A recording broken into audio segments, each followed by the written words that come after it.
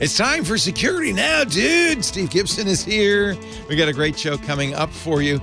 We're going to talk about our old friend Kevin Rose, who fell victim to a phishing attack. Oh, no. The FBI with a spectacular success in Russia. And the Russians are pretty darn mad.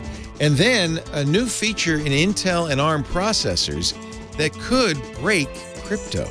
It's all coming up next on Security Now. Podcasts you love. From people you trust. This is TWiT. This is Security Now with Steve Gibson, episode 908, recorded Tuesday, January 31st, 2023. Data Operand independent timing. Security Now is brought to you by Melissa. Over 10,000 clients worldwide in industries like retail, education, healthcare, insurance, finance, and government rely on Melissa for full-spectrum data quality and ID verification software. Make sure your customer contact data is up to date. Get started today with 1,000 records cleaned for free at melissa.com/twit. And by Collide. Collide is an endpoint security solution that uses the most powerful untapped resource in IT, end users. Visit collide.com/security now to learn more and activate a free 14-day trial today. No credit card required. It's time for Security Now, the show where we cover the latest in security news with the man in charge of insecurity, Mr. Steve Gibson. Hi, Steve. Hello, Leo. I'm very secure with my insecurity. Or is it the other way around? I don't know. We're going to have some serious geeky fun today for this fine. We just squeezed one last podcast into January. So here we are on the 31st with this episode 908 titled Data Operand Independent Timing. DOIT. That's Intel's acronym. Do it. Do it. AMD calls it just DIT. They left out the operand, so that's data independent timing. But, Intel wants to be, longer. So data operand independent timing. Anyway, we got lots to do. This week, we embark upon another 2-hour tour to answer some pressing questions. What happens if the vendor of the largest mobile platform begins blocking old and unsafe APIs, and can anything be done to prevent that? What new add-on is now being blocked by the dreaded mark of the web? Would you have the courage to say no after your gaming source code was stolen?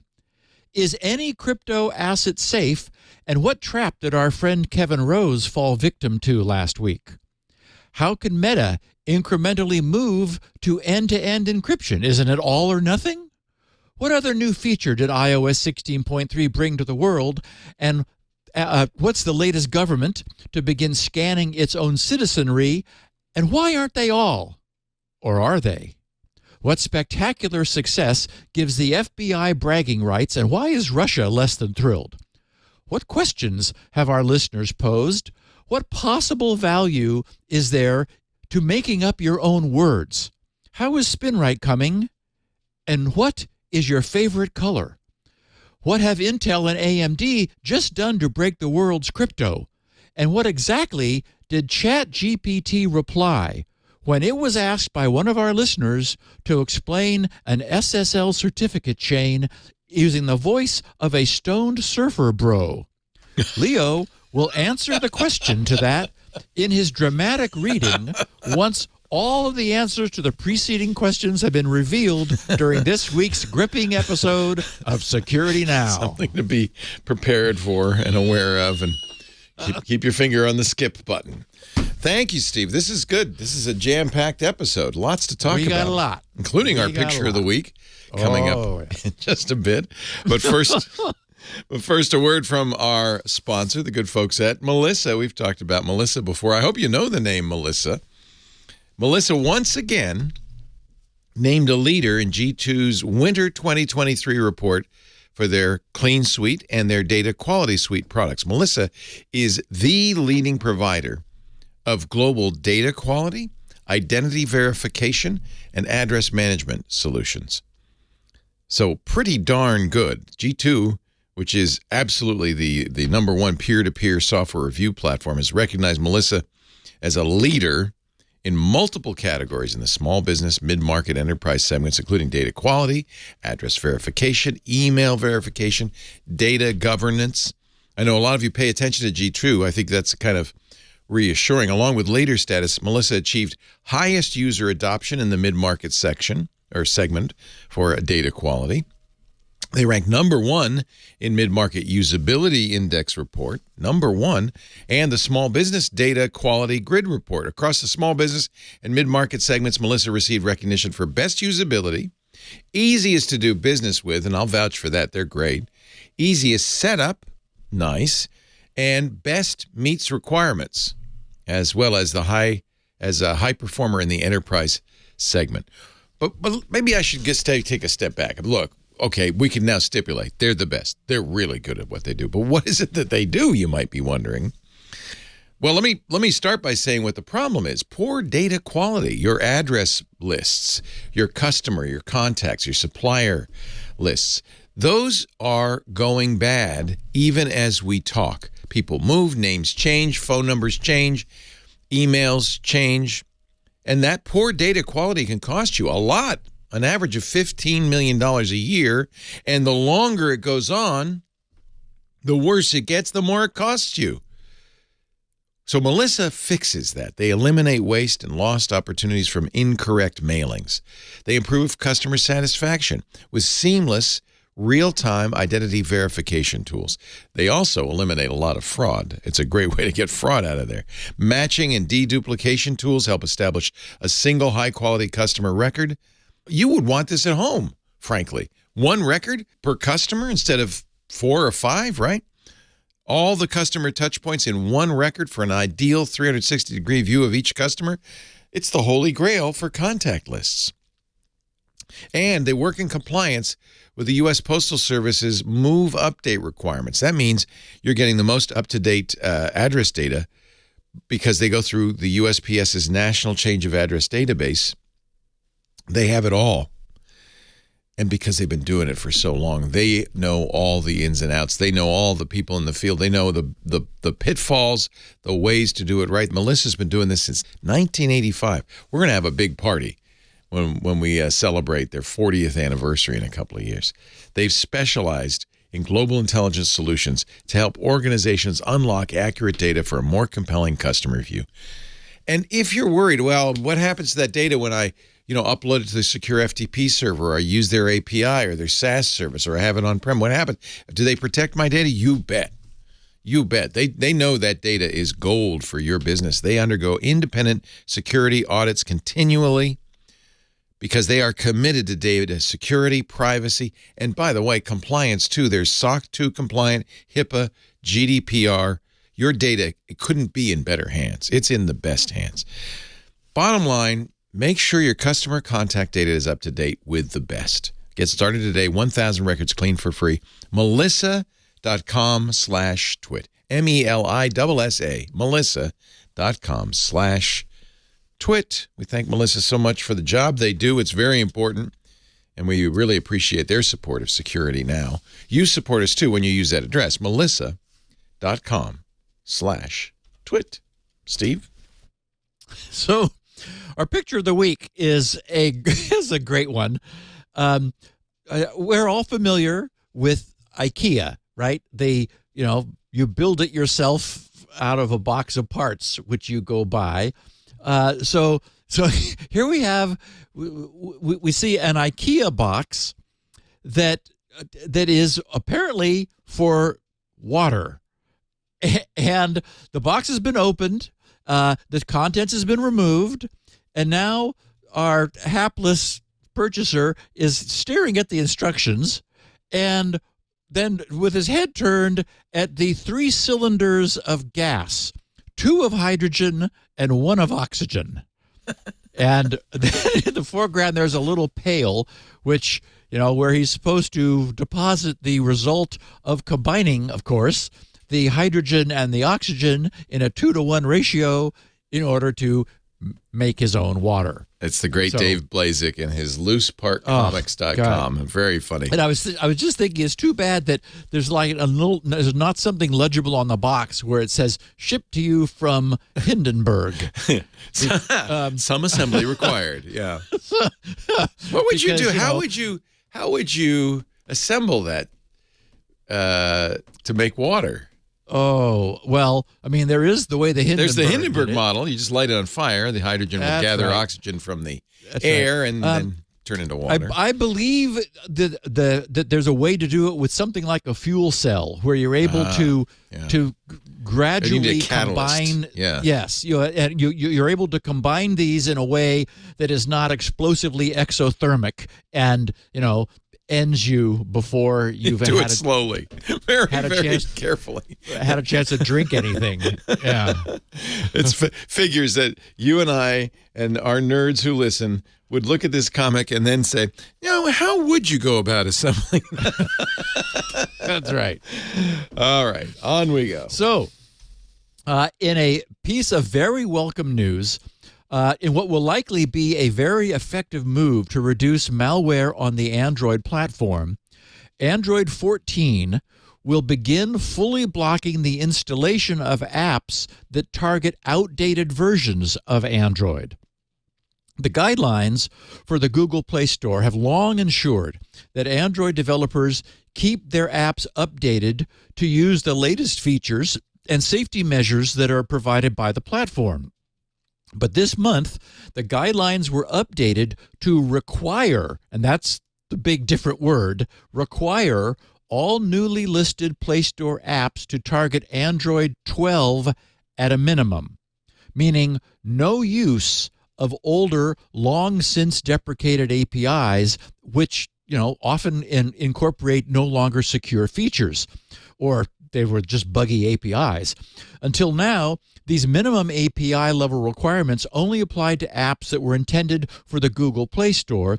Should a developer wish to create an app for an older version, they could do so and simply ask their users to sideload the APK file manually. That's how I got my old Zio app to work with the Zio sleep headband. It's way old. Fortunately, I'm able to just manually install it into an Android device and it works. And if an Android app hasn't been updated since the guidelines changed, the Play Store would continue serving the app to those who have installed it once before. So, there's been a lot of accommodation being made up to this point. But according to a newly posted code change, Android 14 is set to make API requirements strict to block the installation of all outdated apps, meaning from any source. And this will include blocking users from sideloading APK files and also block app stores from installing those apps. Now, to minimize disruption, Android 14 devices will initially only block apps targeting very old Android versions. They're not going to lower the boom immediately, to where they want it to be. And we've seen this from Google a lot, where they very, sort of progressively, slowly move forward. So over time, the plan is to raise the bar to Android 6.0, Marshmallow, with Google having a mechanism to, as I said, then progressively ramp it up over time, forcing more and more currency from Android apps. It will probably still be up to individual device makers to set their device's threshold for outdated apps, or maybe to enable, or to prevent any of this from happening at all. So there is just no older limit. It depends upon the manufacturer. Google believes, I think with good reason, that this will curb the use of malicious apps on Android. The Google developer, who was responsible for the change, notes that malicious apps intentionally target older versions of Android to bypass certain protections which are only enforced on newer apps. And of course, those who've been listening to the podcast may be reminded of the protocol version downgrade attacks against SSL and TLS. Remember where an attacker would pretend not to support any of the newer, more secure protocols, only saying, well, all I know how to do is SSL2. Can we still talk? And the unwitting server would say, really? Oh, okay. And then be in trouble. So, as we've seen, it is often necessary to stop using and to prohibit the use of older, obsolete, and insecure technologies. The same is exactly the case here. And even so, again, Google really doesn't want to wreck anything. Even so, if for whatever reason it is absolutely necessary to install a very outdated application, it will still be possible to do that using a command shell by invoking a new flag. But given the extra steps then which would be required, it is much less likely that someone would do this by mistake and inadvertently install malware, just by clicking on this looks like a good app in the Play Store. So some nice, much needed improvement over on the Android side. And speaking of blocking malware, Microsoft also plans to block the execution of Excel add-in XLL files inside Excel and other Office apps if the XLL files were downloaded from the internet. Microsoft says it made this decision to, quote, combat the increasing number of malware attacks in recent months, unquote. Okay, newsflash. Okay. Anyway, there's been a lot of abuse of Excel add-ins to bypass email filters and execute malware on user devices. Unfortunately, as we know, the use of zip file containment specifically to avoid this dreaded mark of the web has skyrocketed among those creating and distributing malware, specifically because Microsoft has finally, after how many years, started restricting what the mark of the web marked files can do. The reason I zipped Rob's LastPass Vault script a few weeks back was to protect it from the mark of the web, because I didn't want, false positive worries among our listeners who wanted to use it. The zip received the dreaded marking, but its contents were protected. So it's not that I don't think that what Microsoft is doing is useful. It's how anything that was this insecure was ever allowed to happen in the first place. But, that's the lesson we keep learning in this industry. Riot Games reported that it had received a ransom demand via email from a threat actor who hacked one of its employees to then gain access to one of its game development environments. Riot says the hacker is asking the company to pay ransom, or they will release the source code for the League of Legends and Teamfight Tactics games, as well as the source code of a legacy anti-cheat platform. The company says it does not intend to pay the ransom. Riot Games says, nope, we're not paying, and expects the leaked source code to, as they said, quote, increase the likelihood of new cheats emerging. Yeah, you think? Yeah. Anyway, I suspect that they also figure that there's really no way that the bad guys would actually honor their promise to destroy the gaming system source code.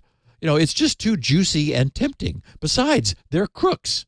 There's little reason to believe that the source would not eventually emerge onto the internet. So I have a feeling that they did the right thing. Yeah, exactly. Exactly. The Coin Telegraph reported that the threat actor behind the hack of the Wormhole cryptocurrency platform, and Leo, who would not want to invest in the Wormhole cryptocurrency platform? Oh, my God. This was almost a year ago, in February of last year, that threat actor recently moved $155 million worth of the $321 million in assets they stole a year ago from the company, according to a blockchain analysis platform Certicay. So that's nearly half of that $321 million that they stole now being moved. When Wormhole saw the funds move, they reiterated their willingness to pay a $10 million reward if the funds were returned to their wallets. Wait a minute. They say, we'll give you $10 million if you'll give our $321 million back? That's right. Who would say no to that? See, there you go, Leo. That's exactly right. First, how can there possibly be so much cryptocurrency sloshing about? We keep talking about hundreds of millions of dollars here and hundreds of millions of dollars there, and there appears to be no end of random currencies being created and exchanges all loaded up with this cash. And is anyone able to keep these assets to themselves? When I was thinking about this story, it occurred to me that it's like someone had come up with this great idea of having a bank before they had invented a safe to protect the bank's assets. Couldn't be a better analogy. That's exactly it. That's exactly it. Yeah. Yeah, it's just like, this is great, just crazy. Okay. Unfortunately, our friend Kevin Rose was hacked. And so I put this under the heading of it really can happen to anyone.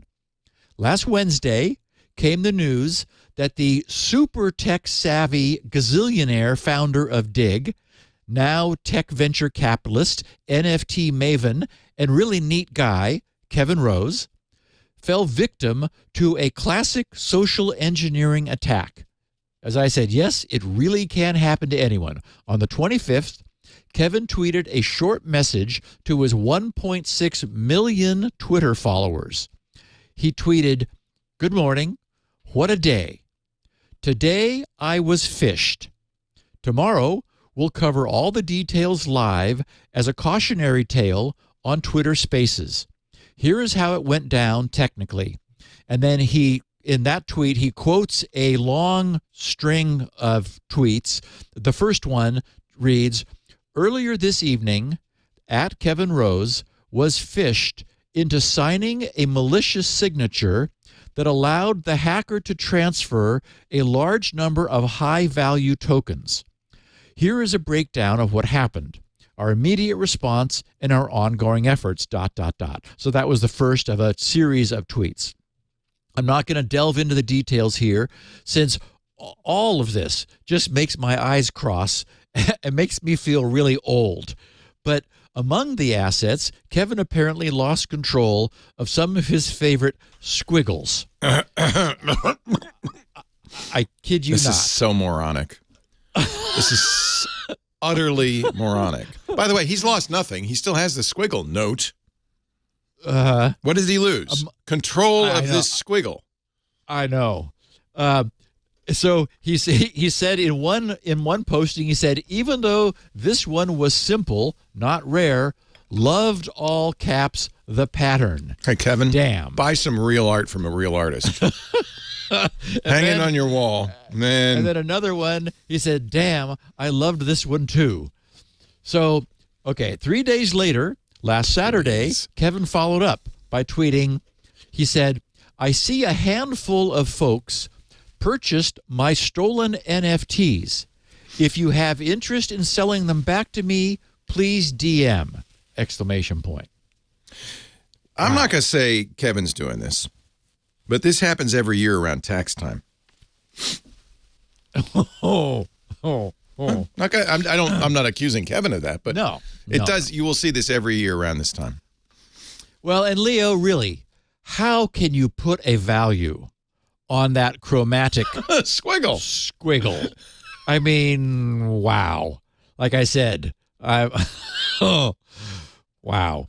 Some other industry reporting that followed this event noted that the attacker made off with more than 40 NFTs and that the stolen assets were worth $2 million on Wednesday when the theft occurred, $1.4 million early the next day, Thursday, and just $1 million by Thursday afternoon.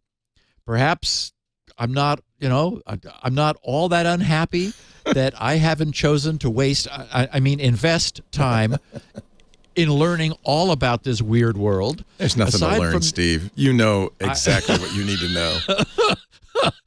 aside from the apparently uncontrollable lack of security, the whole thing doesn't feel like a financially stable ecosystem.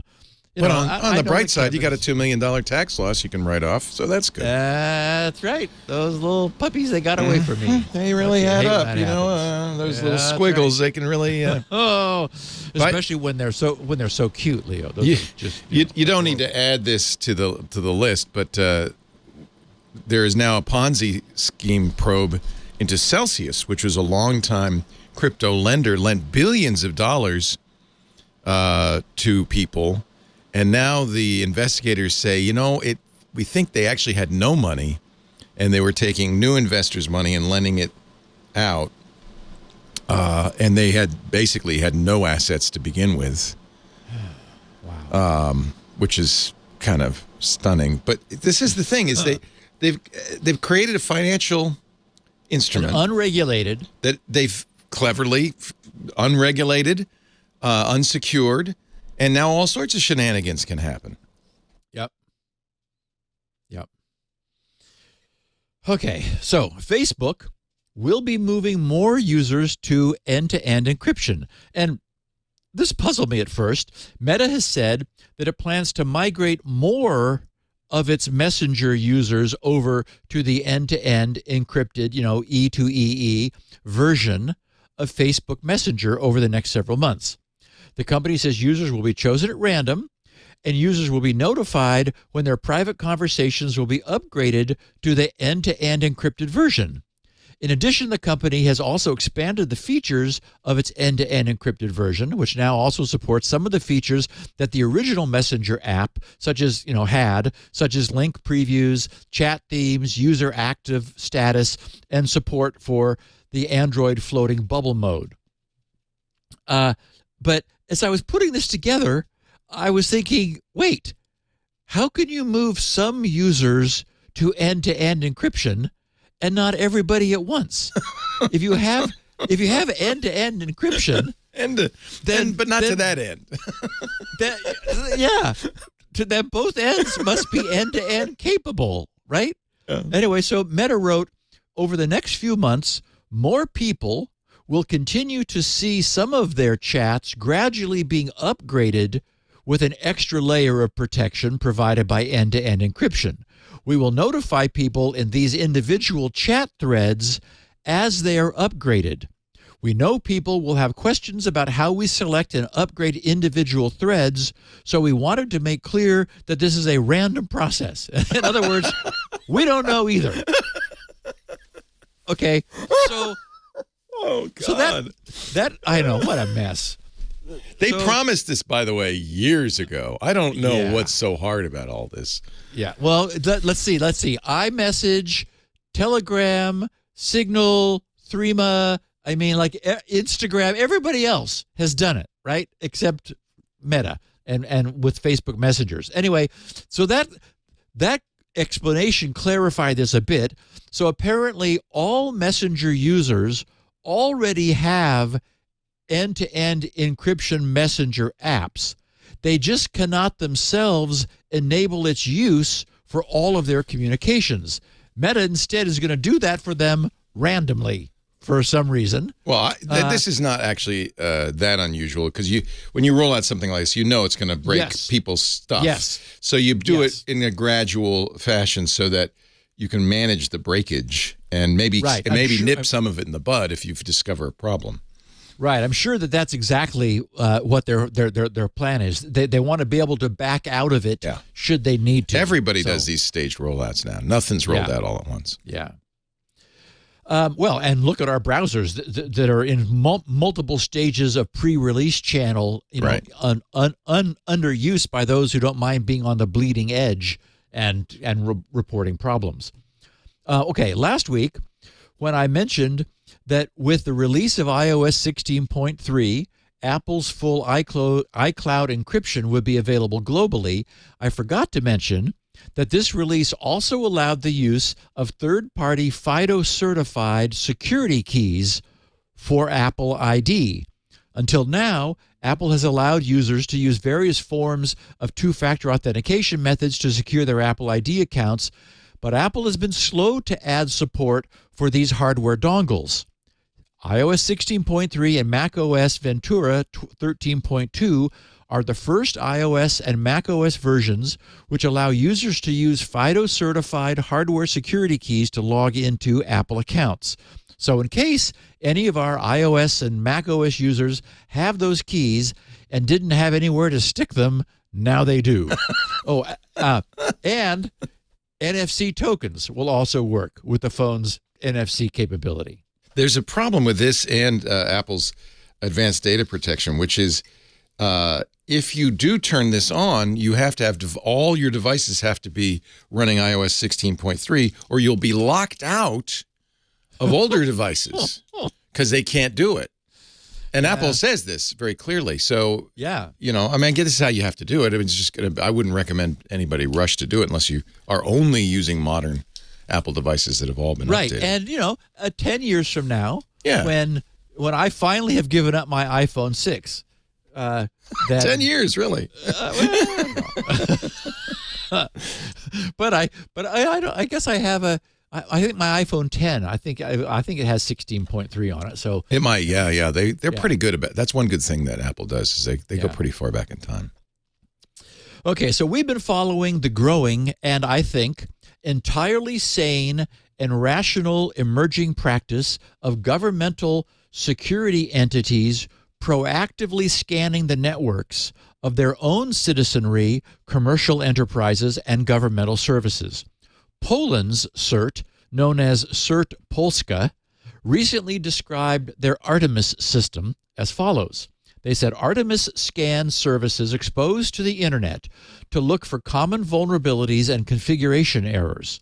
Regular scanning of entities that fall under the constituency, such as schools, hospitals, or local authorities, allows us to monitor and improve their cybersecurity. This is important because of the nature of these organizations. They are all used by citizens on a daily basis, and any incidents affect them as well. The scan results are not shared publicly. Good.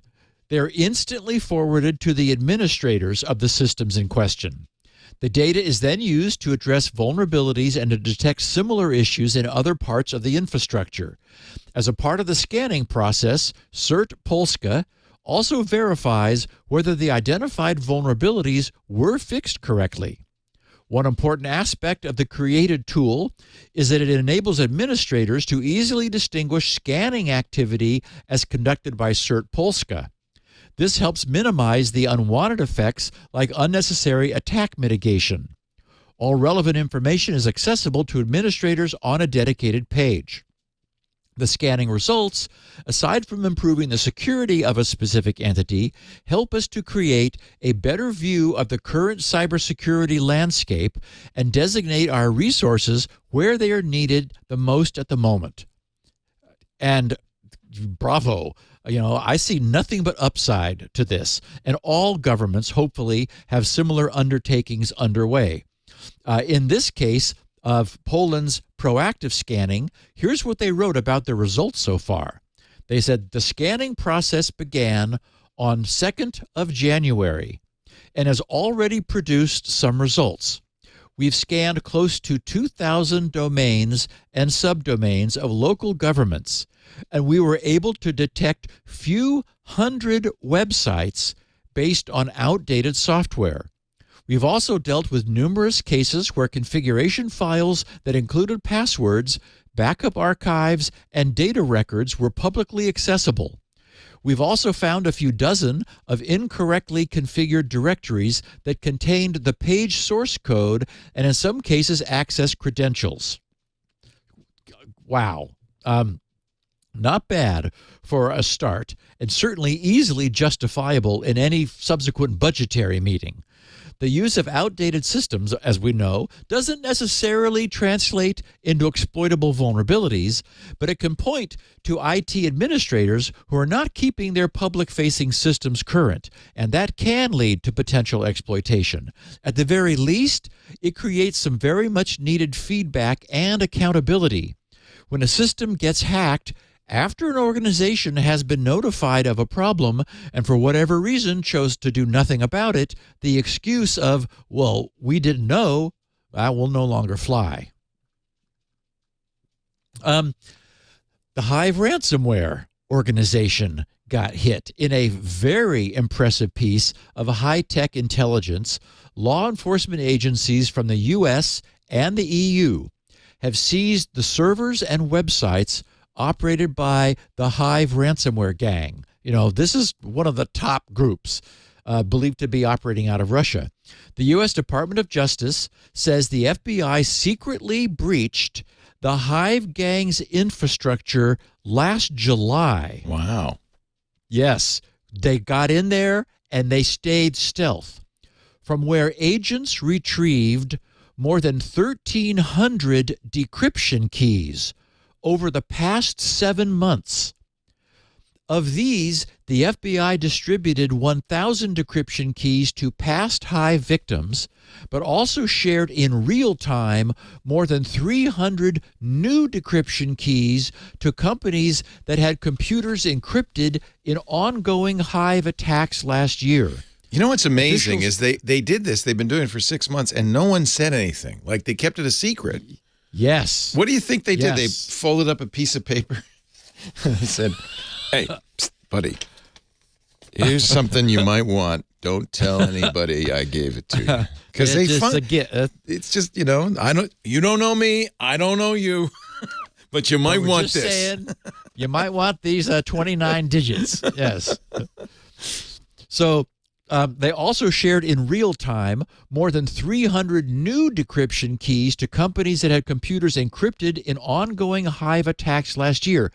Officials say they prevented ransomware payments estimated at roughly $130 million, wow. But they also notified many other companies when their networks were breached even before Hive and its affiliates had a chance to deploy their ransomware and encrypt their data.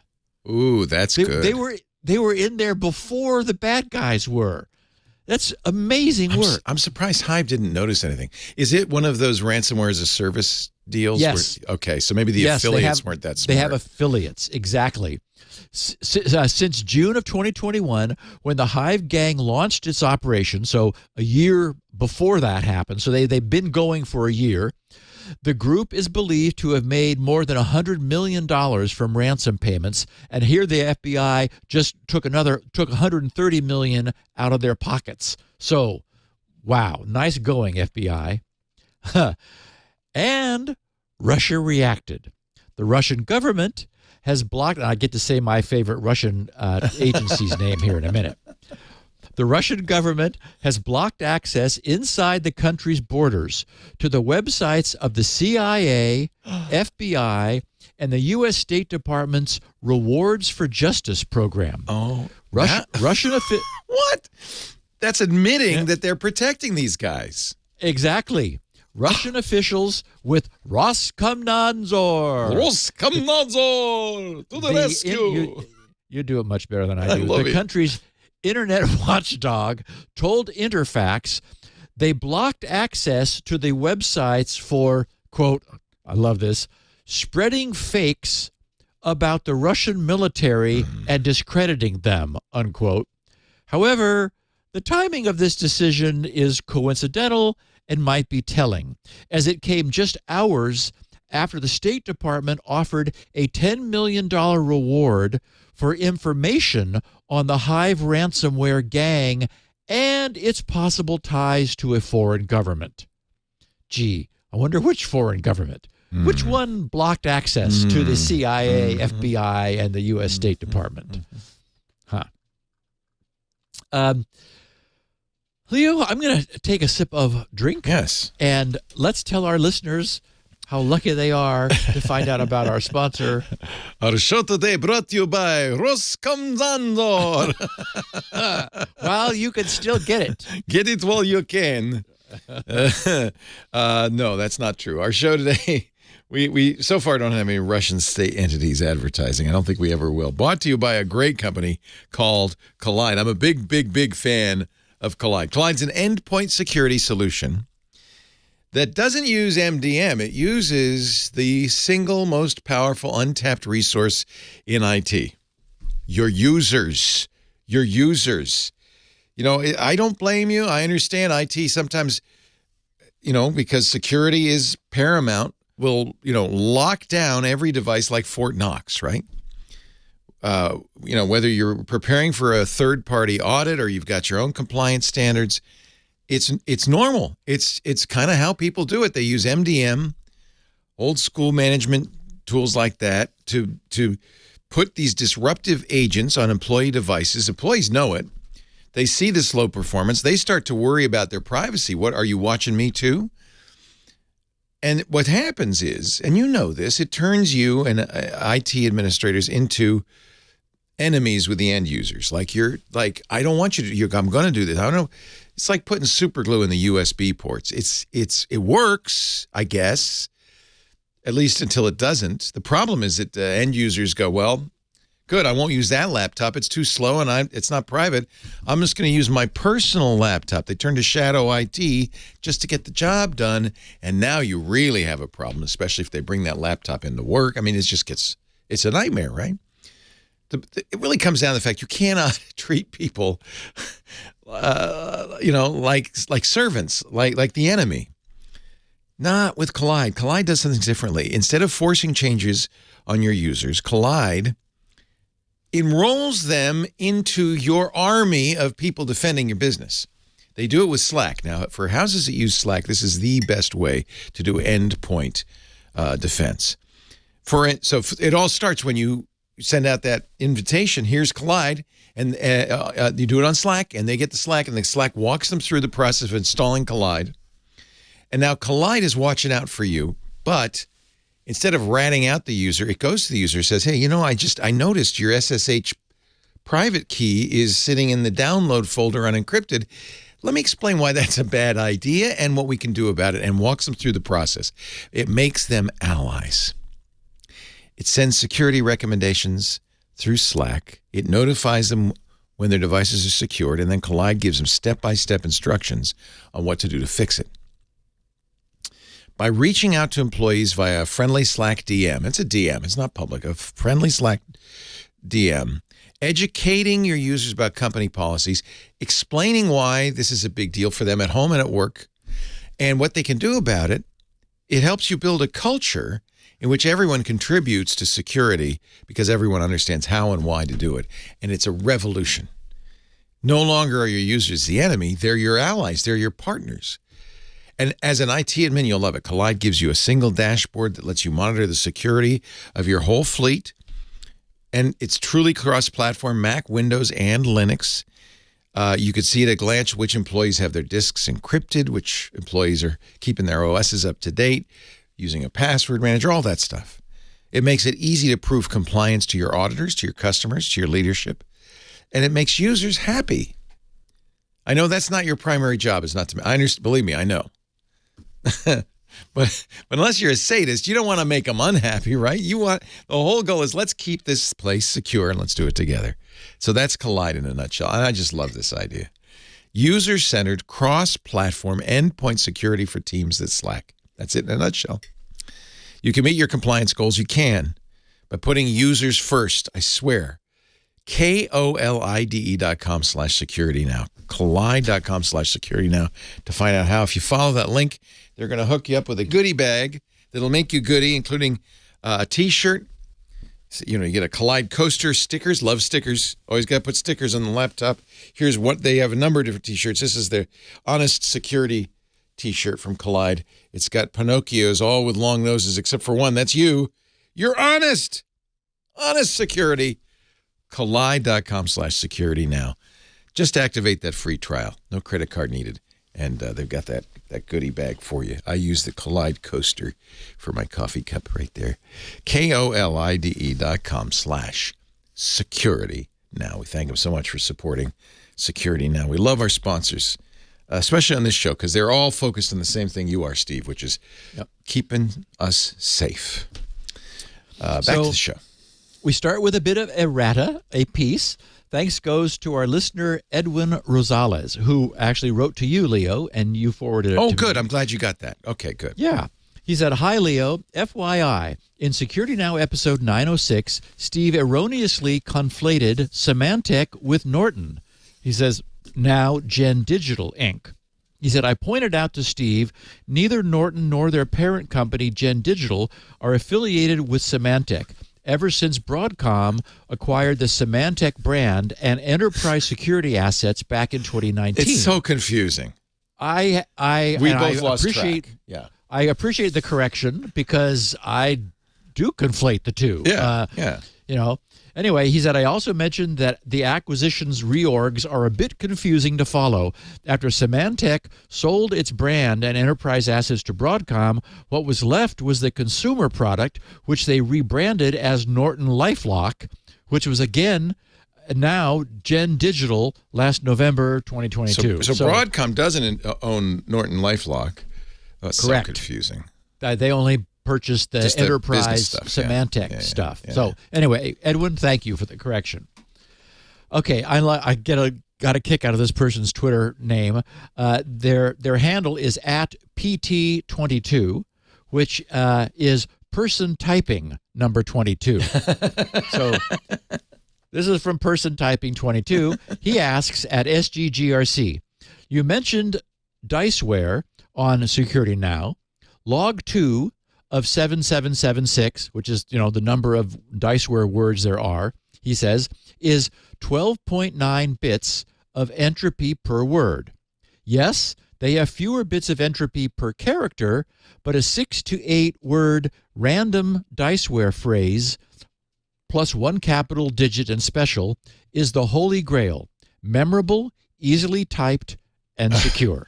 I hear this horse staple thing all the time. Can we debunk this? Well, so writing back to person typing, I get the attraction of the Diceware idea, but 12.9 bits of entropy per word is not a lot of entropy. It's about equivalent to 2 randomly chosen characters worth of entropy. So to get the 20 randomly chosen characters worth of entropy that are about what you need, we'd need to use 10 Diceware words. And that's quite a lot of typing. And your password that you're entering is often blanked, so you can't see your typos. So, I'm not buying that much as you aren't. Now, I don't know why it never occurred to me to just share what I have always been doing.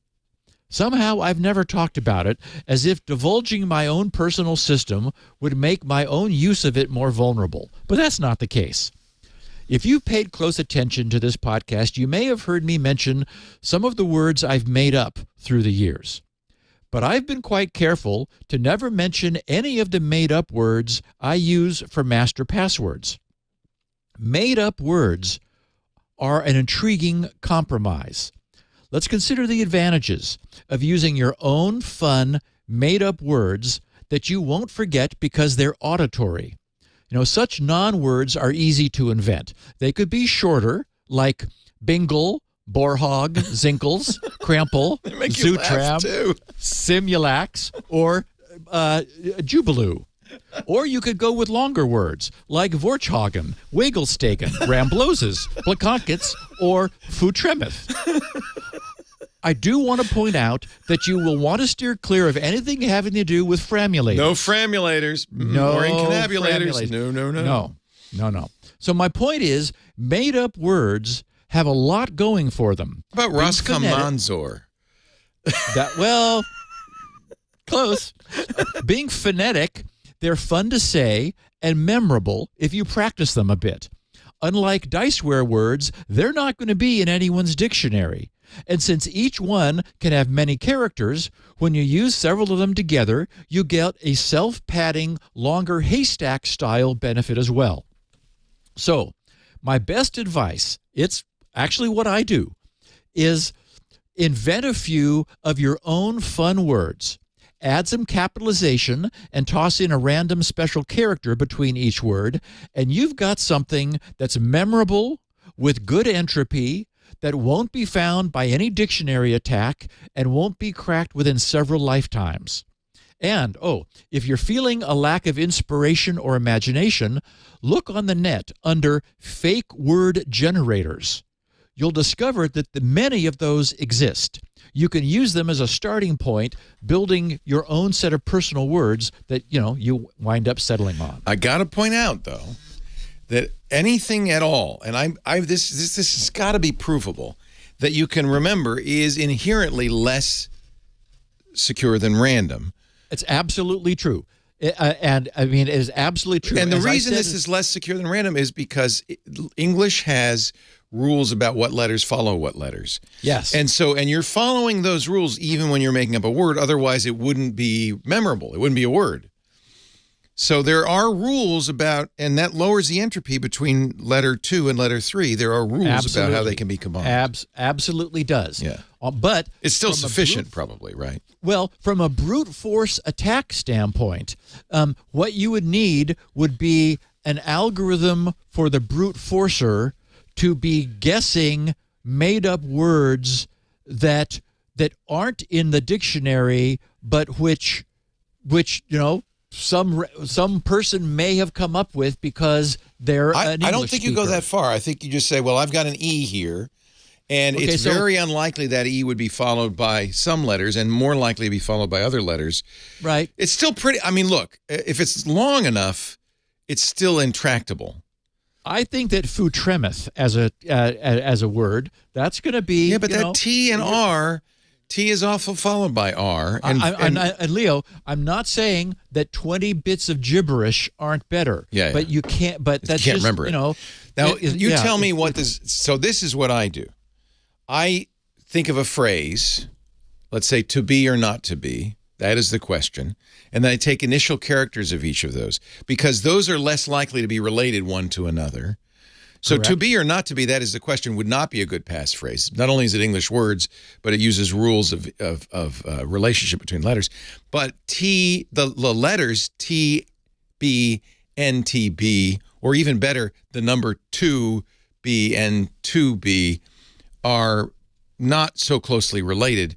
You'd have to know what the originating phrase is. Now, obviously, don't choose to be or not to be, because that might well be something in somebody's dictionary. Or the Gettysburg Address, right. or the Choose something that nobody would think of. Maybe pick a book that you really like and take page 300 and the third paragraph in and use that first sentence. If you have a favorite passage from the Bible.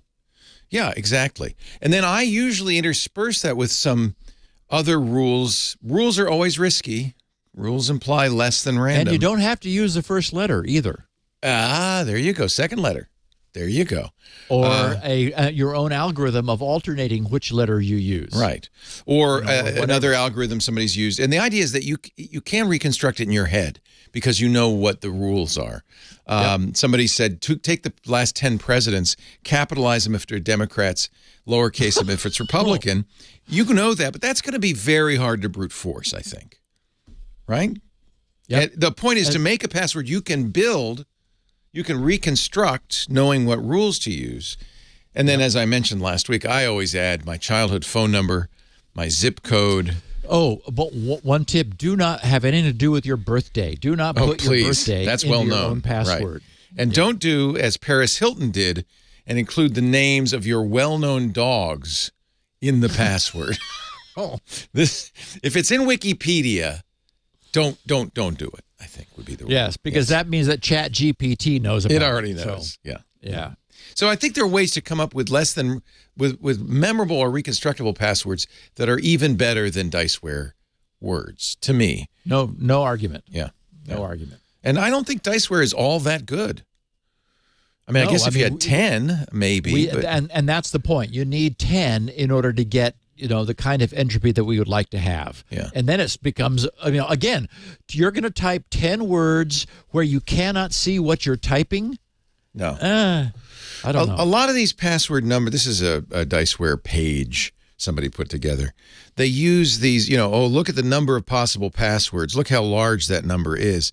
But that isn't really germane to it because these are all in a dictionary. Yep, exactly. So you can greatly reduce the search space. Exactly.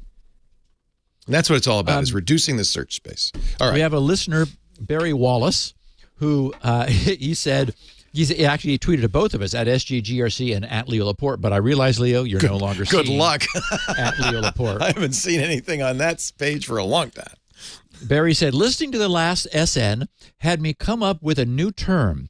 Instead of script kiddies, we now have chat kiddies.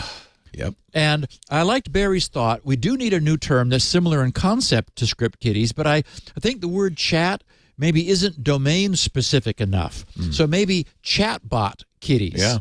Where, they're using chatbots to write their scripts for them. Yep. Last Tuesday, Burned tweeting from at QUEXTEN, he said, "Hi, Steve. Glad to hear you mention changes towards Argon2 support in Bitwarden today.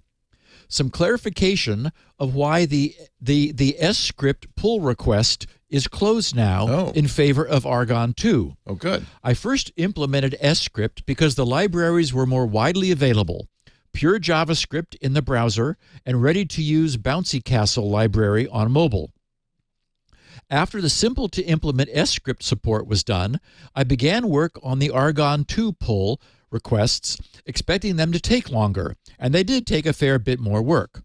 Argon2 requires WebAssembly in the browser, and that was a concern in the forums in the last few years, but these days all browsers except IE, which hopefully no one uses, support it. Mobile support was also a bit more work, and finally, changes in the server are necessary to account for Argon2's extra parameters. S-script mainly relies on a single work factor, which determines both memory and time complexity, while Argon2 configures memory and time separately. Because of this, changes in the back-end communications are necessary to send these extra parameters required by Argon2 compared to BBK DF2's simpler iteration count. Since the initial Argon2 pull request was complete before S-script was reviewed and merged, and since multiple new key derivation functions seemed redundant, and Argon2 is the newer, more crack-resistant function, we decided to close the S-script pull request to focus on Argon2. OWASP also recommends Argon2 over S-script, S-script over bcrypt, and bcrypt over PBKDF2. Anyways, after some back and forth with the Bitwarden team, we are close to getting support merged, which is exciting. Now, that was 1 week ago today, last Tuesday. Then yesterday at 8:46 a.m., he tweeted, "Final update on Argon2 in Bitwarden. Support has now been merged into their master branches for mobile, desktop, web, and servers. Next release should feature Argon2 as a new PBKDF option." I thank you for that, and I thank Quexton for writing it. And and we should mention Bitwarden's a sponsor, but there's the beauty of open source right there. Quexton doesn't work for Bitwarden, but he was able to do a pull request and get it integrated in. And if this is an example of the agility that we have with open source approach, isn't that great? And the mentality, that this can bring to security products where agility can be crucial, I'm sold. Boy, is that great! I can't. The minute they turn that on, we will tell everybody, and we'll get you all to switch over from PBKDF2 to Argon2. Nice, much really nice. Much more GPU brute force attack resistant. Fantastic. It's a great solution. Dennis Keefe, who's, I guess, a financial coach, that's in his name, he said, "Steve, in regards to ChatGPT becoming so popular, what do you think would be the best career path to focus on over the next 5 years? I'm currently working on Linux sysadmin certifications." Okay, so, the use of these large language model transformers is bringing us to the brink of something. Mm-hmm. But like most big game-changing somethings, we almost certainly do not yet fully understand the something that we're on the brink of. If you want to go back to school, there's likely to be big career opportunities in artificial intelligence. Just as there are large companies, just as all large companies need a CEO and a CFO and a COO and a CIO, It may very well be that before long there will be a CAIO position at the top as well, because I suspect that the application for this technology is going to surprise us. But my best advice for picking a career, any career, has never changed. First and foremost, follow your heart over your wallet. Many people with fat wallets have thin lives. Find something you love and work to get really good at it. You'll enjoy the process of getting good at it, and then you'll love being good at it. One thing we know for certain is that the career opportunities in cybersecurity are very real. As we've discussed, they're likely not for someone who wants to punch out at 5 p.m. every weekday, since computers never sleep and bad guys are often in faraway time zones. But it should be clear to anyone who follows this podcast that cybersecurity is a growth industry today. Mark Seidel asked, he said, Steve, Bitwarden can store the TOTP seed, that's, the time-based one-time password seed for a website. When you visit the site, it will automatically copy the current 6-digit code to the clipboard, making it simple to paste the code into the site's MFA control. Would you ever use this Bitwarden feature? I've been meaning to ask you about this, because how convenient is that, right? It would seem, he says, it would seem to reduce MFA protection to a single factor, your Bitwarden master password. And I think that Mark is exactly right. One of our recurring observations is that just because something can be done doesn't mean that it should be done. I don't mind having Bitwarden offering this feature, but I would never consider using it for exactly the reasoning that Mark suggests. The entire benefit of the one-time password auth app running in my iPhone is that it is physically and logically disconnected from the website I am authenticating to. If my password manager is able to fill in my username, my password, and my time-varying 6-digit token, then a useful aspect of that second factor's separation is lost. Now, the counter-argument to this is that what the one-time token actually protects against is the theft and reuse of our static credentials. It makes one of our required credentials dynamic so that credential reuse, which of course was last week's topic, is completely thwarted. When viewed from that perspective, having a password manager also able to provide the dynamic component of a set of credentials seems reasonable. So I suppose that what makes me nervous about turning over my one-time password generation to the same system that's holding all of my other credentials is the all of my eggs in one basket concern. As I've said, the first thing that went through my mind when I heard that the LastPass customer vault backups were now in the hands of bad guys was that all of the sites I most cared about are set up with one-time, time-varying one-time password tokens that LastPass never had any awareness of. That turned out to be a blessing. So I'm glad that my one-time password token generation keys were never theirs to lose. You print your QR codes out, don't you? And I do. Store them somewhere. Yeah, that's probably a good idea. I do. John, tweeting from SciVeteran, he said, "Hey, Steve, I'm looking back through the podcast and show notes, looking for the name of the VPN-like technology you guys talked about and reference every now and then. One of its features was much wider bandwidth than classic VPN technologies. Could you recall the name for me? I'm stumped. Warm regards and thanks for your great insights as always, John." Okay, I think that what John is asking about is what's now being referred to generically as overlay networks or sometimes mesh networks. This was what we discovered early in this podcast with Hamachi, and there are now a number of similar solutions. The ones we've talked about in the past are Tailscale, Zero Tier, and Nebula. For example, Nebula which we last talked about, is an open source peer-to-peer mesh network which was created by engineers at Slack and open sourced after several years of their own internal use. Also, many things impressed me about Tailscale, including that it's a mesh network based on WireGuard, which is the right core. And after that, we talked about and after we talked about Tailscale, many of our listeners gave it a try and specifically wrote to say that they were astonished by how easy it was to set up and use. It's like zero configuration, yet super secure. And it is also free for personal use and hobby projects. You're able to connect up to 20 devices for these secure peer-to-peer connections, also offering single sign-on and multi-factor authentication. On the other side, Zero Tier is open source. So if you're more focused on open source or only want that kind of solution, Zero Tier is exactly the same sort of thing. So anyway, based upon its specification and the amazing experiences of our users, I would say any of those three, Tailscale, Zero Tier, or Nebula. And I'm pretty sure that's what John was talking about.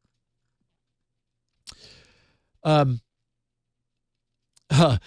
had a note here that I did not have a chance to flesh out. Stephen Lacey asked at SGGRC during Security Now 905, titled 1, because that was remember the horrible iteration count that some LastPass users found still set in their vaults. He said, I know. You mentioned the lack of an API for password changes. Is there any chance this could be implemented in a safe and secure way? And I thought that would be a fun thing to do a little brainstorming about and think about, and I just didn't have time to do it. So thank you, Stephen, for that question. I'm going to keep it on the back burner. A quick bit of update on the SpinRite front. We had a very productive week dealing with various oddball edge cases. I'll share just two examples. We discovered that there are some BIOSes whose USB support uses the available 32-bitness of the processor while not preserving the high 16 bits that they modify. Now, this would be okay if only 16-bit client programs were running on those machines, since those clients would be unaware that they are actually operating on a 32-bit processor. But SpinRite is now working with multiple 16-megabyte buffers within a flat 32-bit address space. So it has grown into a real 32-bit application running within a 16-bit DOS real mode environment. API functions, which are called, are required to preserve any registers that they use. But we discovered that the USB functions on some AMD motherboards are not doing that. So now SpinRite is protecting itself proactively from that behavior, and a handful of mysterious misbehavior that we've been experiencing all disappeared immediately. Interesting. Huh. I mean, this is sort of where we are now, where SpinRite's working. It's done, but, people have, there's some number of people will be booting a USB on an AMD motherboard, and what was happening was they were getting a message saying that that SpinRite's executable was corrupted. That SpinRite checks itself to make sure that it hasn't been infected, because you want to make sure that it's working correctly. Well, that self-test was failing, and it wasn't failing for me. It wasn't failing for a bunch of people, but it was failing for a bunch of other people. It was like, what the heck? Well, it turns out most of them had AMD motherboards. And I ended up, in fact, a German user, Chris, had early on, he had a motherboard that I was having, that he had a motherboard where I couldn't reproduce what he was seeing. So I got that motherboard from eBay, set it up, and had it around. So he was having the problem. He said, "Steve, you've got one of these motherboards." I dusted that one off, plugged it in. I was. Do you have a motherboard rack somewhere with a bunch of? Oh, I've got my, yeah. Wow. And in fact, I received I received 10 hard drives, which were FedExed to me by a Canadian tester, because, in fact, this is the second example. I wrote in a second example, a Canadian tester named Andre sent me some drives, one of which was reliably causing SpinRite to crash. I had a similar drive that was also misbehaving, but SpinRite did not crash for me. The drives arrived yesterday morning. They did, Monday morning. So I plugged in the culprit and at long last recreated the crash that Andre and others had been able to independently reproduce. I saw when it was happening, went there in the code, watched the problem occur, saw that something was modifying the stack, found the problem, fixed it, no more crashes. So it's funny because in our communication, he had boxed up these 10 like dead or dying hard drives. Wow. And he made a comment that his wife was really glad to see those leaving because they've been on the dining room table for 6 months. And I wrote back and I said, Andre, how is it possible that you and I have both married the same woman? I think many of us have. Yeah, Lori's very patient. She says, are you done with this hardware testing part yet? Lord. No, not quite, honey. So just step her over that pile, and because I know where each one of those things are and what they do. Okay. So anyway, that's where SpinRite is now. It's done, and it's working. 629 current SpinRite owners have been testing it, and I'm happy to say that most of them are bored. Bored testers is what you want, but not all of them are bored yet, and I want all testers to be bored because, they've been unable to find any wacky system or damaged drive that causes SpinRite any trouble. So we're getting there. This is always the 95-5 rule, but I want to push this thing all the way so that, because once I get it published, I want to immediately start working on SpinRite 7 and not be dragged back to deal with SpinRite 6.1 things that I didn't find. So when it's done, it's really going to be done. Okay. This is really a neat topic. Data operand independent timing. You want to tell us about the club, Leo? Yeah, sure. I'd be glad to. And then we'll get into do it. Just do it. Ooh, baby. Just do it. Our show today and much of what we do on TWiT is brought to you not by a sponsor, but by you, our listeners, and in particular our club members. We're so grateful to our club members. Lisa started Club TWiT about 2 years ago. She had a great, deep thought. She said, as this is in the midst of pandemics, it's getting harder and harder to find advertisers. Why don't we make an offering to our listeners that gives them something extra, and they can help us by subscribing? But it's not expensive, $7 a month, and I think it's a great deal. A buck less than a blue check on Twitter, but you get a lot more. You get ad-free versions of this show and every show we do. You also get shows that we don't put out in public, like Hands on Macintosh with Micah Sargent, Paul Thurrott's Hands on Windows, the Untitled Linux Show with Jonathan Bennett, the Giz Fizz Stacy's Book Club. There are events. In fact, we've got some great events coming up in the club, including a chance to ask questions of science fiction author Daniel Suarez. His new book comes out today. Daniel will join us February 10th for an interview. We will put that interview out on Triangulation and the TWiT events feed, so everybody will get to hear that. But if you want to ask questions, you need to be in the club, in our Club TWiT Discord. And oh, by the way, that's another wonderful benefit of the club. The Discord has kind of surprised me. I'd never used it before. Well, I used it a little bit, but not a lot before. I'd never experienced it as a community.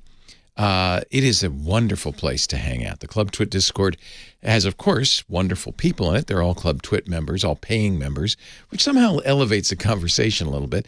And it's conversations, yes, about the shows, but also about other things of interest, from anime to autos, from coding to alcoholic beverages, and everything in between. And it's a great place to go to meet people, to talk to people, to have some fun. So that's another benefit you get. And the TWiT Plus feed, which includes a lot of the stuff that never made it to the shows. Before and after every show, I and our hosts have wonderful conversations. Those have just fell on the cutting room floor in the past. Now we put them out along with those special shows. We also use on the Club TWiT Plus feed. We also use the club to introduce new programming. So This Week in Space started in the club. Club members supported it before it was, when it was just a baby, not big enough to get advertising. And then as it grew and got advertising support, we put it out in the public. Now actually it's doing so well. We're going to add video as well. In the old days we used to kind of launch a show full bore, which cost us a lot of money. And in the end, if a show didn't make it, money was lost forever. So the club has really become a great launching pad for us. And again, that financial support, $7 a month, $84 a year, there's corporate memberships, makes a huge difference to our bottom line. I'd like to get every one of you in the club. It would mean, frankly, we'd be no longer beholden to advertisers. We could do what we do. We could do more of what we do. So I'm really pushing people. I know not everybody can afford it, and for that reason, of course, we'll continue to offer free versions of all of our shows, ad-supported. But if you can afford it, and I think $7 a month, that's a couple of cups of coffee a month. If you could donate that makes a huge difference. There is a slider. You could add more if you want, but not necessary. To do this, twit.tv/clubtwit, and I thank you so much on behalf of all of our staff that stay employed thanks to you, our hosts. We really appreciate your support. It makes a big difference. It heartens us, to be honest with you. We go look at those stats and we go, that's great. And I go in the Discord and I see all these smart, interesting people conversing and meeting each other. And I go, this is what it's all about. Twit.tv/clubtwit. No guilt if you don't. That's fine. But if you can, thank you. It would be great. Now, let's do it, man. Okay. So, last Wednesday, the 25th, Eric Biggers, a software engineer at Google on the platform encryption team, brought a significant cryptographic security issue to the attention of the well-trafficked OSS security list in a posting he titled Data Operand Dependent Timing on Intel and ARM CPUs. Now, admittedly, in any other venue than ours, that might sound dry, but not here. We were recently talking about data-dependent timing, which is a huge issue for cryptographic security. We were talking about it in the context of the S-script PBKDF algorithm, which might suffer from a side-channel attack, as the initial version of Argon2 also did, due to the fact that the value of the user's password directs the functioning of the algorithm. In other words, if the algorithm operates in any way differently, depending upon the data that it's processing, specifically anything that must remain secret, like the user's password or the algorithm's secret key, then it's theoretically possible to reverse that process by observing the algorithm's behavior, perhaps from afar, things like power usage, execution timing, cache hits and misses, branch prediction traces, whatever, to figure out what data must have been given to the algorithm in order for it to behave the way that it was observed to behave. And we've seen how astonishingly clever researchers have turned out to be in this regard. One of the reasons the Reindahl cipher won the competition to become the AES standard was that its operation was beautifully independent of the secret key it was operating upon. No jumps or branches were taken, or not based upon the algorithm's secret key. You don't want to have any secret dependent behavior. But what if the timing of the instructions themselves was dependent upon the data that the instructions were processing? Now, a traditional example of this may be familiar to old coders, and that's CPU multiply instructions. Binary multiplication is an inherently complex process. So, inside a processor, multiplication was traditionally an iterative process with the number of clock cycles required varying widely depending upon the data that was being multiplied. In the show notes, I have a table showing the number of clock cycles required by various early Intel CPUs, from the original 8088 and 86, the 286, the 386, and the 486, and even the later of those, the 486. A 32-bit multiply will require anywhere between 13 and 42 clock cycles, where that count is entirely dependent upon the data that's being multiplied. So we come back to the question, what if, and you can see it there on the screen. There, if that's meaningful to you, you're a better man than I. So those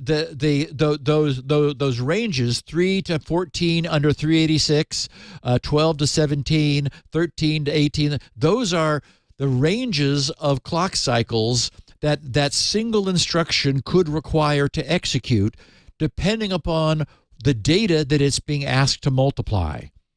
So we come back to the question, what if the timing of the instructions themselves was dependent upon the data that the instruction was processing? Which leads us into what Eric wrote. So Eric from Google said to Linux people, "Hi, I'd like to draw people's attention to the fact that on recent Intel and ARM CPUs, by default, the execution time of instructions may depend upon the data values operated on. This even includes instructions like additions, XORs, and AES instructions that are traditionally assumed to be constant time with respect to the data values operated on. For details, see the documents from each vendor. Non-constant time instructions break cryptographic code that relies on constant time code to prevent timing attacks on cryptographic keys, which is most cryptographic code. This issue may also have a wider impact on the ability of operating systems to protect data from unprivileged processes. For Intel, processors with Ice Lake and later are affected by this issue. The fix for this issue is to set a CPU flag that restores the old correct behavior of data-independent timing. DIT, data-independent timing on ARM, and DOITM, data operand independent timing mode on Intel. Linux version 6.2 will enable DIT on ARM, but only in the kernel. Without any additional patches, user space code will still get data-dependent timing by default. No patch has been merged to enable DOITM for Intel processors. Thus, as is, it's not really possible to safely execute cryptographic algorithms on Linux systems that use an Intel processor with Ice Lake or later. And he says, I'd guess that the same is true for other operating systems too. Linux is the one I'm looking at. To fix this issue, I've proposed a Linux kernel patch that enables DOITM globally. And he finishes, I consider this issue to be a CPU security vulnerability. It shares many characteristics with other CPU security vulnerabilities such as Meltdown and Spectre. However, Intel and ARM do not seem to consider it to be a security vulnerability. No CVEs seem to have been assigned yet. Eric. Okay, first of all, CVEs are not generally assigned to things that are deliberate and by design, as everything Eric is complaining about is. It's not fair to compare this to Spectre and Meltdown, which shocked and rocked the computing world 5 years ago in January of 2018. But, being today's podcast topic, you can bet that there are some interesting details here to share. After encountering Eric's posting, I started digging. And the fairest characterization would not be to say, as Eric did, that Intel doesn't seem to consider this to be a security vulnerability, only that they had decided to turn this over to developers. Okay, first, I was curious about when this suddenly became a problem. So Intel explains. They wrote, for Intel Core family processors based on microarchitectures before Ice Lake and Intel Atom family processors based on microarchitectures before Gracemont, neither of which enumerate, and then they have the name of a feature. It's IA32_UARC_MISC_CTL, which is an internal control register. So our microarchitectures before Ice Lake on the core and before Gracemont on the Atom family don't have that register. So they say developers may assume that the instructions listed here operate as if DOITM is enabled.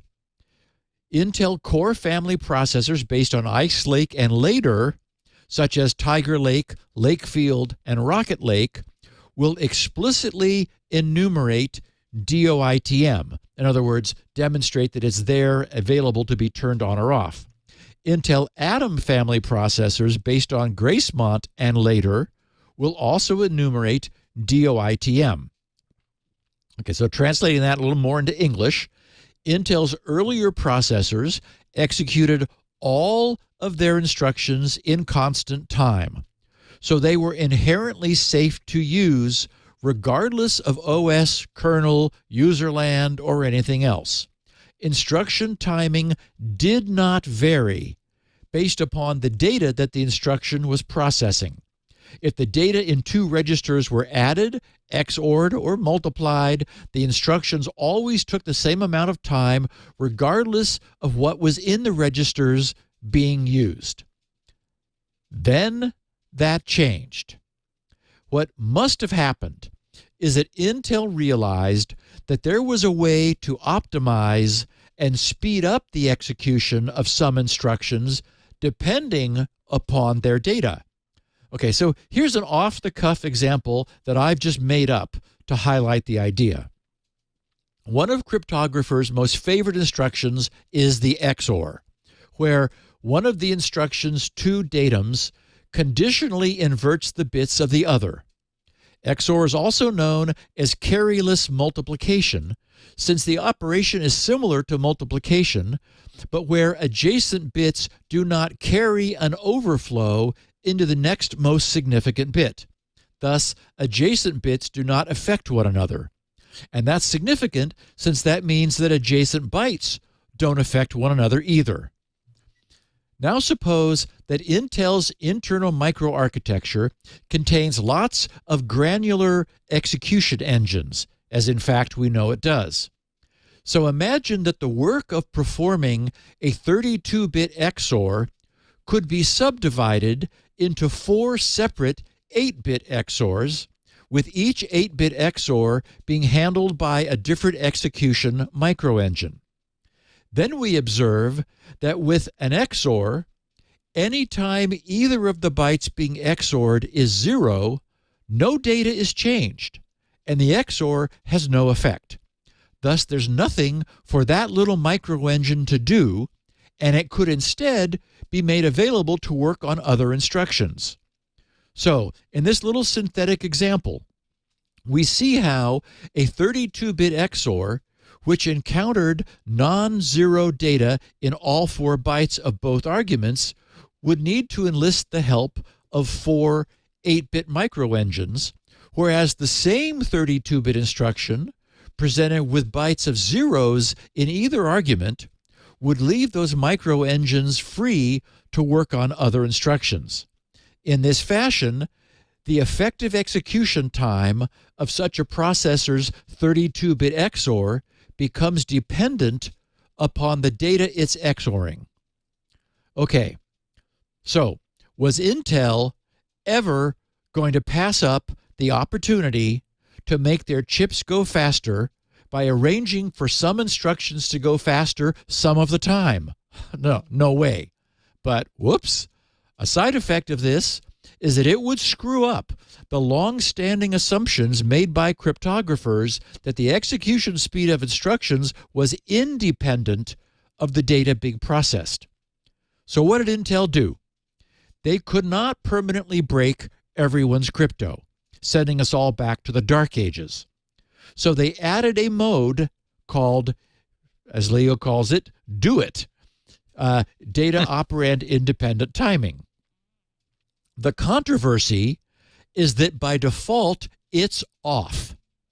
This means that suddenly the behavior of Intel's newer chips has changed. They are no longer safe for crypto. They got somewhat faster by being able to finish some instructions more quickly. But the side effect of this is that they have also become insecure processors for performing cryptographic operations. Unless this new DOIT mode is explicitly and deliberately turned on, it will be off.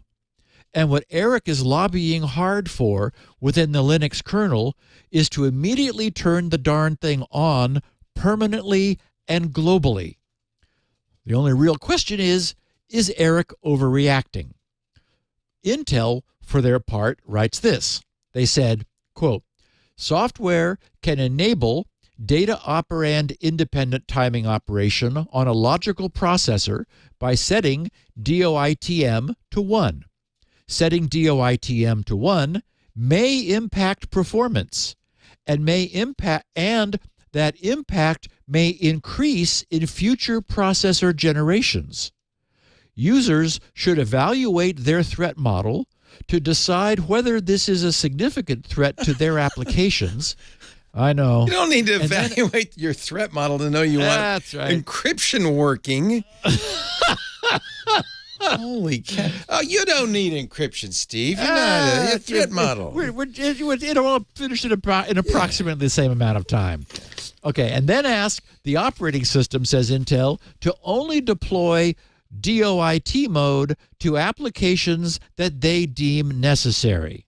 In other words, says Intel, sure, you can have old school, constant speed instructions if you really think you need them, but we're hereby abandoning that model in the interest of performance today and probably even more so in the future. So now it's going to be up to you. Okay, so now we're back to trying to get a sense for how bad the problem is and how much cure we need to pour over it. Thomas Pornan, the author of the Bear SSL TLS library, has some nice real-world reality check perspective about the threats and challenges of constant time crypto. Thomas writes, in 1996, Paul Kocher published a novel attack on RSA, specifically on RSA implementations, that extracted information on the private key by simply measuring the time taken by the private key operation on various inputs. It took a few years for people to accept the idea. Leo, we were so innocent back then. Those are just quaint. Those were just quaint Security times. now had not yet been invented. So. It took a few years for people to accept the idea that such attacks were practical and could be enacted remotely on, for instance, an SSL server. In an article from Bonath and Brumley 7 years later, in 2003, they conclude that, quote, our results demonstrate that timing attacks against network servers are practical and therefore all security systems should defend against them, unquote. Thomas writes, since then, many timing attacks have been demonstrated in lab conditions against both symmetric and asymmetric cryptographic systems. This requires a few comments. First, while timing attacks work well in research conditions, they are extremely rarely spotted in the wild. He says, parens, I am not aware of a single case, close parens. Timing attacks usually require many attempts to gather enough samples for statistics to reveal the sought timing difference. As such, they tend to be somewhat slow and not very discrete. This does not mean that timing attacks are not real or do not apply, only that the state of the security of many systems is such that typical attackers have easier, faster ways in. In other words, it's not the lowest hanging fruit. Another important point, he says, is that when timing attacks apply, they are all-encompassing. If the context is such that secret information held in a system may leak through external timing measures, then everything the system does may be subject to such leaking. This is not limited to cryptographic algorithms. Research on timing attacks tends to focus on secret keys because keys are high-value targets. He says a key concentrates a lot of secrecy. And cryptographers talk mostly about cryptography. However, even if all cryptographic algorithms in your system are protected against timing attacks, you are not necessarily out of trouble in that respect. In Bare SSL, I am doing my part by providing constant time implementations for all operations that are relevant to SSL. But slapping a constant time SSL implementation over existing software is not sufficient to achieve general timing immunity. This is only a good start. Timing attacks are a subset of a more general class of attacks known as side channel attacks. A computer system runs operations in a conceptual abstract machine that takes some inputs and provides some outputs. Side channel attacks are all about exploiting the difference between that abstract model and the real thing. In the context of smart card security, for instance, power analysis attacks, in particular differential power analysis that compares power usage between successive runs, have proven to be a great threat. Timing attacks still have a special place in that they can be applied remotely through a network, while all other side channel leakages require the attacker to be physically close to the target. Constant time implementations are pieces of code that do not leak secret information through timing analysis. This is one of the two main ways to defeat timing attacks, since such attacks exploit differences in execution time that depend on secret elements. Make it so that execution time does not depend on secret elements, or more precisely, that variations in execution time are not correlated with secret elements. Execution time may still vary, but not in a way that can be traced back to any kind of value that you wish to keep secret, in particular, but not only, cryptographic keys, period. Okay, so where does all this leave us? With Linux, we have an open process and transparency. Even the discussion will be transparent. So anyone interested can follow along and see, what both sides say about this. We don't have that with Windows or Apple. And even though Apple has gone ARM is doing the same thing, calling theirs DIT. If history repeats, it's likely going to take some of those clever researchers demonstrating that Windows needs to take this seriously before Microsoft will ponderously go about doing so. It appears that the future of our processors will be one of super optimized variable speed instructions, with many of those instructions able to finish their work faster depending upon what that work is. But since doing this is anathema to crypto security, crypto implementations will need to be updated to flip on constant time mode while they do their work, then flip it back off afterward. I imagine that someone like Bare's SSL's Thomas Pornan will quickly add this awareness to his library, as will everyone else who has any sense. Since actual real-world timing attacks have only been shown in the lab, does this mean that they're impractical? We know that crypto is where the truly paranoid are welcome. Linux may be panicking a bit depending upon the degree of true performance hit arising from flipping the switch into always-on mode. It does appear that wrapping timing-sensitive crypto in constant time mode will be the right solution rather than simply wrapping the entire operating system in it. This is all too, this whole thing, this whole topic is far too juicy for the world's security gurus to pass up. that band of merry researchers at the Ben Gurion University of the Negev must be rubbing their hands together in delight.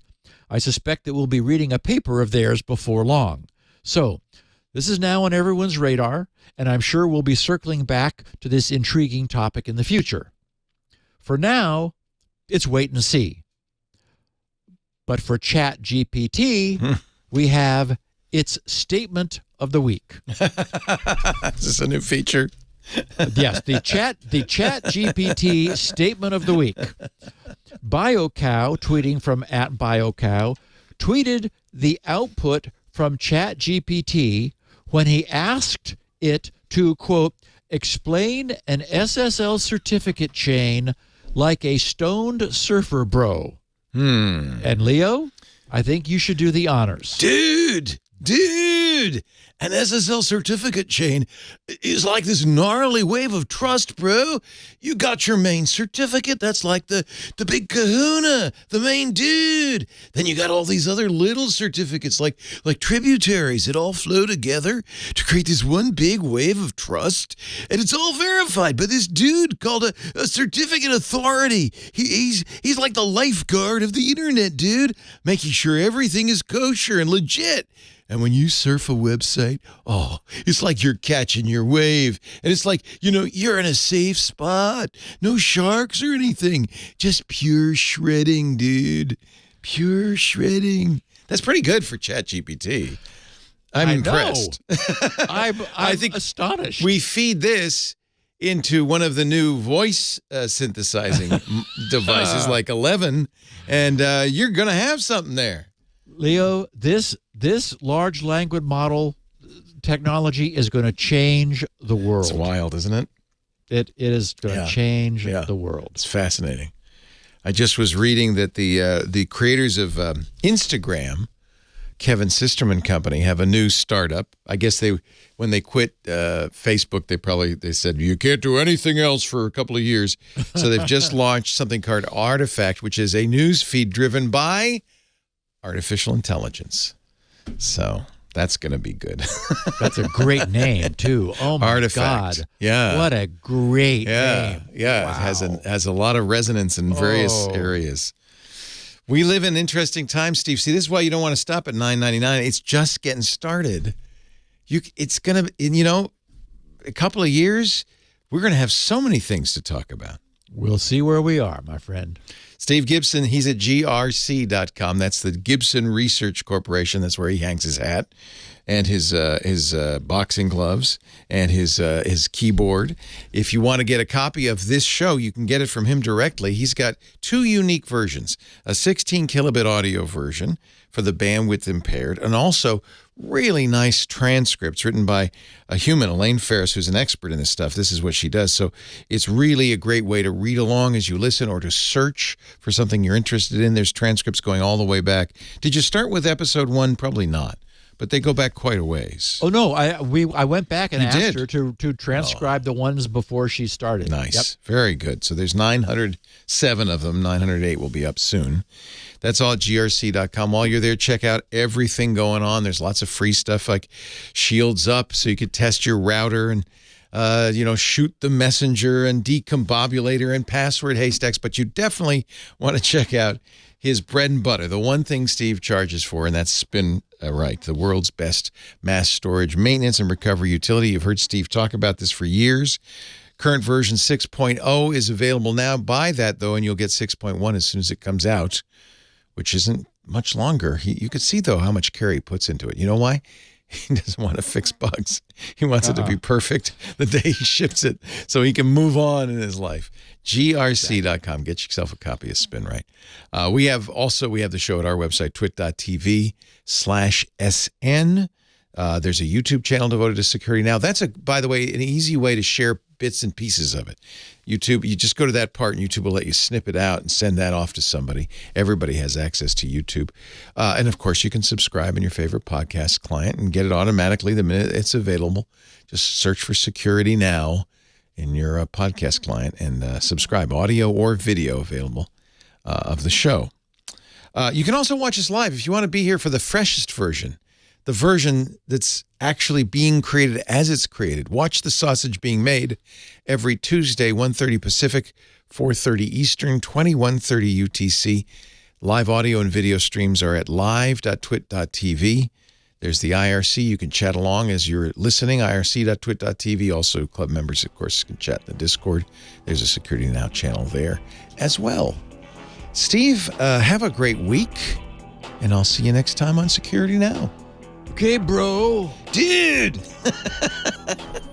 Hey, I'm Rod Pyle, Editor-in-Chief of Ad Astra Magazine, and each week I join with my co-host to bring you This Week in Space, the latest and greatest news from the final frontier. We talk to NASA chiefs, space scientists, engineers, educators, and artists, and sometimes we just shoot the breeze over what's hot and what's not in space, books, and TV. And we do it all for you, our fellow true believers. So whether you're an armchair adventurer or waiting for your turn to grab a slot in Elon's Mars rocket, join us on This Week in Space and be part of the greatest adventure of all time. Security.